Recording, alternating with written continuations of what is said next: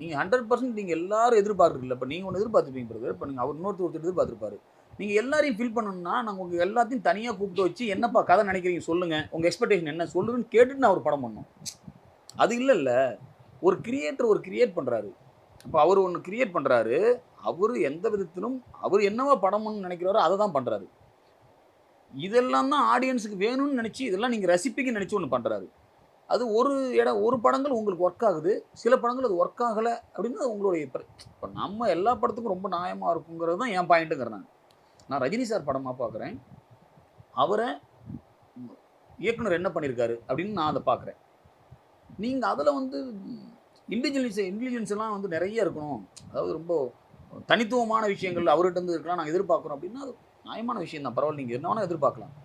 But இவரு எப்படி குடுத்தாருங்கிற அவர் பாயிண்ட்ல இருந்து நீங்க முதல்ல அத போய் பார்க்கணும். ஒரு டைரக்டரோட பாயிண்ட்ல அவர் என்னவா யோசிச்சிருப்பாரு? இது எப்படி அவர் கன்சீவ் பண்ண நினைச்சாரு? இது எப்படி குடுக்கணும்னு நினைச்சாருங்கிறத நம்ம பார்க்கணும். அது எனக்கு வொர்க் ஆகுதா இல்லையா? ஓகே வொர்க் ஆகல. எனக்கு இந்த மாரிலாம் பண்ணியிருந்தா தான் வொர்க் ஆயிருந்திருக்கும். இது எனக்கு வொர்க் ஆகலன்னா வொர்க் ஆகல தான். அத நம்ம ஒண்ணும் பண்ண முடியாது.